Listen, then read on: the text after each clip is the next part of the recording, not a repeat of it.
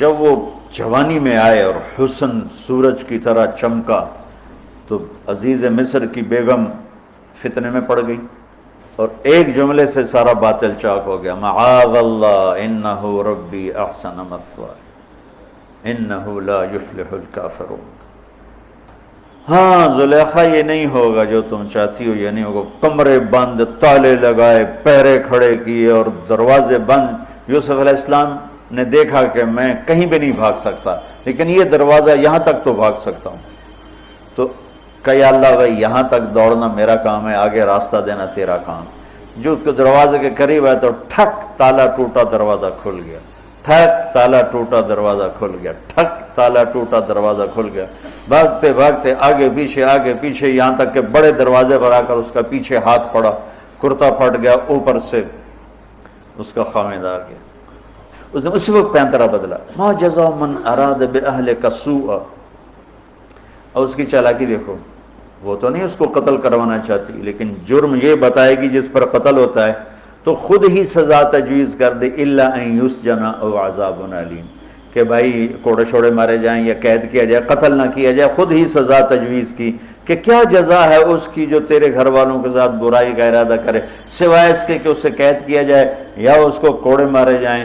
قتل نہیں کہا کہ وہ تو اپنی خواہش ابھی پوری کرنا چاہتی، اس کا نشہ بھی نہیں اترا۔ کہا راودتنی عن نفسی، بھائی میں نے کچھ نہیں کیا، اسے نے مجھے بہکایا۔ تو وہاں ایک بچے نے گواہی دی، شاہد شاہد من اہلہا۔ کرتا دیکھ لو، ان واحد ہستی ہیں یوسف علیہ السلام، جن کا باپ نبی، جن کا دادا نبی، جن کا پردادا نبی، جو خود نبی۔ یہ اس لیے میرے نبی سے پوچھا گیا، یا رسول اللہ من اکرم الناس، سب سے عزت دار کون ہے؟ آپ نے کہا یوسف علیہ السلام، کہ جو خود بھی نبی، ان کے باپ بھی نبی، ان کے دادا بھی نبی، ان کے پردادا بھی نبی۔ تو اللہ تعالیٰ نے اسی کے حساب سے امتحان لیا جس سطح پر وہ تھے۔ تو ساری رسیاں توڑوا کے بھاگے اور عزیز مصر سامنے پیترا بدلا کہ اس کو قید کرو، اس نے یہ کیا، اس نے یہ کیا۔ جب وہ دیکھا کہ تو ہی لگتا غلط ہے یوسف بھائی، تو درگزر کر، لیکن بدنامی ہو گئی۔ بدنامی ہوئی تو پھر انہوں نے کہا اس کو قید میں ڈال دو، پھر قید میں ڈالا۔ اس کے بیچ میں یہ واقعہ ہے کہ ارے زلیخا عورتوں کے تانے، تو ملکہ ہو کر، شہزادی ہو کر ایک غلام پہ ایسے لٹو ہوگی، تجھے شرم نہ آئی؟ تو نے اپنی عزت کو نہ دیکھا، اپنے مرتبے کو نہ دیکھا نا، میں تھوڑی خبر لے لینی ہے۔ تو اس نے ایک دسترخوان سجایا، اس پہ پھل فروٹ رکھے اور ایک ہاتھ میں پھل دیا، ایک ہاتھ میں چاقو دیا۔ اب وہ اپنے چاقو سے پھل کاٹ رہی ہیں۔ قال اخرج علیہن، قالت اخرج علیہن، یوسف باہر آؤ۔ پردہ ہٹا، یوسف سامنے آئے تو پھل کاٹنے کے بجائے ہاتھ کٹنے لگے، آنکھیں یوں پھٹ کے دیکھ رہی، یوسف پہ لگی ہوئی ہیں، سب کی یوں آنکھیں لگی ہوئی ہیں، اور یہ چھری جو ہاتھ میں ہے وہ پھل کی بجائے وہ انگلیوں کو کاٹ رہی، اور اس سے خون گر رہا ہے، اور انہیں خبر نہیں لگ رہی کہ انسان نہیں، کوئی دیوتا ہے۔ ملک کا ترجمہ فرشتہ نہیں، فرشتوں کو تو جانتے نہیں تھے، دیوتا، یہ کوئی دیوتا ہے۔ تو ان کو یاد ہی نہیں رہا کہ ہمارے ہاتھ کٹ رہے ہیں، احساس ہی نہیں ہوا ہمارے ہاتھ کٹ رہے ہیں یا پھل کٹ رہے ہیں۔ تمہیں پتہ بھی نہیں چلا تم ہاتھ کاٹ رہی ہو، یہ ہے جس نے مجھے پاگل بنایا ہوا ہے، یا یہ میری بات مانے گا یا یہ ذلیل ہوگا، یہ قید میں جائے گا۔ یوسف علیہ السلام جیل میں چلے گئے، اللہ تعالیٰ نے ایک خواب کے ذریعے سے باہر نکالا، میں مختصر کر رہا ہوں، ایک خواب کے ذریعے سے باہر نکالا، اور عزیز مصر نے آپ کو گورنر بنایا، وزیر خزانہ بنایا۔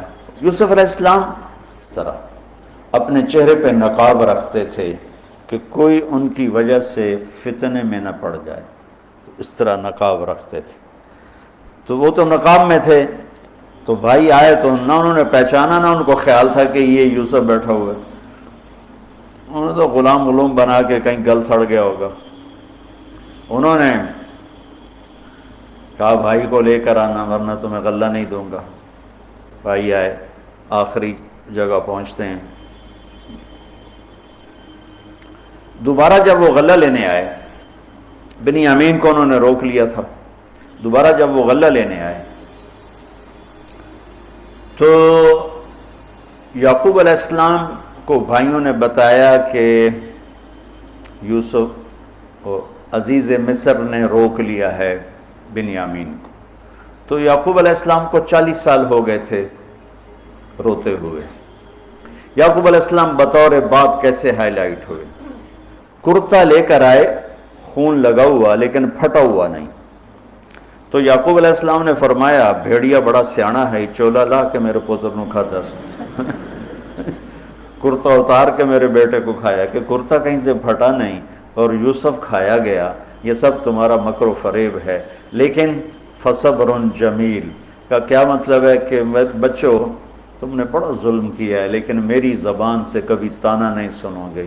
میرا صبر رہے گا, موت تک رہے گا, تمہیں کبھی برا بھلا نہیں کہوں گا. اور اتنی نافرمان اولاد کو گلے سے لگا کے رکھا, سینے سے لگا کے رکھا. اس محبت نے ان کو بھی توبہ پہ آ کے کھڑا کیا. یعقوب علیہ السلام نے خط لکھا وزیر خزانہ, ان کے پتہ آگے یوسف ہے, کہ ہم انبیاء کی اولاد ہیں, ہم چور نہیں ہیں اور بڑے امتحان سے گزر رہے ہیں. میرے دادا کو آگ میں ڈالا گیا, میرے باپ کو چھری کے نیچے سے نکالا گیا. حضرت اسماعیل کو باپ کا لقب دیا کہ عربی میں چاچے کو بھی باپ کہہ سکتے ہیں. تو میرے باپ کو چھری کے نیچے سے نکالا گیا. میرے بیٹے کو مجھ سے چھینا گیا, 40 برس گزر گیا, اس کی یاد میں اندھا ہو گیا. اب تو نے میرا سہارا اس کو روک لیا ہے, برائے مہربانی آزاد کر دو. اچھا, یعقوب علیہ السلام بھی نبی ہیں, یوسف بھی نبی ہیں. یوسف 1 ہفتے کی مسافت پر مصر میں ہیں, لیکن اللہ کی طرف سے اجازت نہیں ملی ہوگی اپنے آپ بتانے کی, ورنہ تو وزیر خزانہ بنتے ہی کسی کو بھیج دیتے, جاؤ بھائی میرے ابا کو بتاؤ. ادھر بھی خاموشی ہے, ادھر بھی خاموشی ہے. جب یہ خط پڑھا یوسف علیہ السلام نے تو رو پڑے اور اللہ سے دعا کی, یا اللہ مجھے اپنے آپ کو ظاہر کرنے دیا. تو اللہ نے کہا ٹھیک ہے, ظاہر کر دو اپنے آپ. تو اب بھائیوں کو بلایا. اچھا, بیچ میں ایک وہ خواب کی بعد میں ایک بات ابھی یاد آئی, وہ کہہ دوں. یوسف علیہ السلام بے گناہ قید میں گئے, ٹھیک, بادشاہ نے خواب دیکھا ہے. تو بھائی یوسف ہمارے بادشاہ نے یہ خواب دیکھا ہے, آپ تعبیر دے دو. تو انسانی فطرت کا تقاضا ہے, یوسف کہتے مجھے بے گناہ جیل میں ڈالا, میں تمہیں تعبیریں دوں, جاؤ دفع ہو جاؤ. نہیں دیتا. یہ رد عمل, عقلی رد عمل یہ ہے کہ میں نہیں دیتا تمہیں تعبیر, میرا کیا قصور ہے, مجھے کیوں جیل میں ڈالا ہوا ہے, جاؤ بھاگ جاؤ, میں نہیں دیتا تعبیر. اور ایمانی رد عمل کیا تھا کہ انہوں نے صرف تعبیر مانگی, انہوں نے ایک شے مانگی, تعبیر. تو فسر کہہ دو, عبر کہہ دو. انہوں نے تعبیر بھی دی, قحط سے نکلنے کا طریقہ بھی بتایا, اور قحط کے بعد خوشحالی آنے کی خوشخبری بھی سنائی. تو اللہ سے مانگ لو کہ اخلاق یوسف اللہ تمہیں نصیب فرما دے. یوں نقاب تھا اور بھائی آ گئے دوبارہ, اب اجازت ہو چکی ہے کہ بتا دو. تو ایسے نقاب ہٹایا. تمہیں خوب یاد ہوگا جو تم نے یوسف اور اس کے بھائی پہ ظلم کیا, سوچی سمجھی اسکیم اور سازش کے تحت یہ جملہ بنتا ہے. اور اخلاق یوسف دیکھو, حل علمتم, بے خبری میں ما فعلتم, تھوڑا بہت یوسف کے ساتھ کوئی اونچ نیچ ہو گئی تھی اور اس کے بھائی کے ساتھ, اذن تم جاہلون, وہ بھی تم نے جان بوجھ کے نہیں کیا تھا, نادانی میں ہو گیا تھا. یا اللہ, یہ اخلاق اللہ سے مانگو. بھائیوں کا جو رد عمل ہوا, اِنَّكَ لَأَنْتَ یوسف, اِنَّكَ شک, لَأَنْتَ یقین, اِنَّكَ خوف, لَأَنْتَ امید, اِنَّكَ گھبراہٹ, لَأَنْتَ اطمینان, اِنَّكَ پریشانی, لَأَنْتَ کچھ سکون. یہ مختلف کیفیات اس 2 جملوں 2 لفظوں میں ہیں. آپ کہیں ہو یوسف ہے نا, یوسف ہے نا, شک، یقین، خوف، اطمینان، پریشانی، سکون. کیا قرآن نے لفظ بولا ہے، اور کتنے خوبصورت انداز میں دو کیفیتوں کو کیا خوبصورت کر کے پیش کیا ہے. اِنَّكَ لَأَنْتَ يُوسُف أَنَا يُوسُف وَهَذَا أَخِي قَدْ مَنَّ اللَّهُ عَلَيْنَا. سورہ یوسف نہیں، پورے قرآن کا خلاصہ سنو. إِنَّهُ مَن يَتَّقِ وَيَصْبِرْ فَإِنَّ اللَّهَ لَا يُضِيعُ أَجْرَ الْمُحْسِنِينَ. میرے بھائیو، جو صبر اور تقوی سے کام لیتا ہے اللہ اسے کبھی ضائع نہیں کرتا ہے. سارے قرآن کی تعلیمات ایک جملہ من یتق ویصبر، من یتق ویصبر. جو تقوی اور صبر کا دامن تھام لیتا ہے وہ کبھی ضائع نہیں ہوتا ہے. تقوی میں اشارہ تھا زلیخا کے قصے کی طرف کہ تقوی پہ اس سے بڑا وار کوئی نہیں ہو سکتا تھا، تو اس کو سہ کر سلامت رہے کوہ کاف کی طرح اور ہمالیہ پہاڑ کی طرح. تو زلیخا کی طرف اشارہ کیا لفظ تقوی کے ذریعے کہ مجھ پر ایک امتحان گزرا ہے اور اللہ نے مجھے اس میں سرخرو کیا، اور اللہ کی قسم اللہ ہی بچاتا. کبھی دعویٰ نہ کرنا، کبھی دعویٰ نہ کرنا، کبھی دعویٰ. میں دعوے سے اتنا ڈرتا ہوں جتنا آگ سے ڈرتا ہوں. مجھے خیال بھی آ جائے تو میں توبہ کرتے کرتے نفلوں میں لگ جاتا ہوں، یا اللہ میری جان بچا، میرا کوئی دعویٰ نہیں میرے مالک، تیری عزت کی قسم سب تیرا دیا ہوا ہے، تو یوں کر دے تجھے ایک سیکنڈ میں بھی بہت دیر کی بات، پل کہ کروڑویں حصے میں زیر و زبر کر دے تجھے طاقت.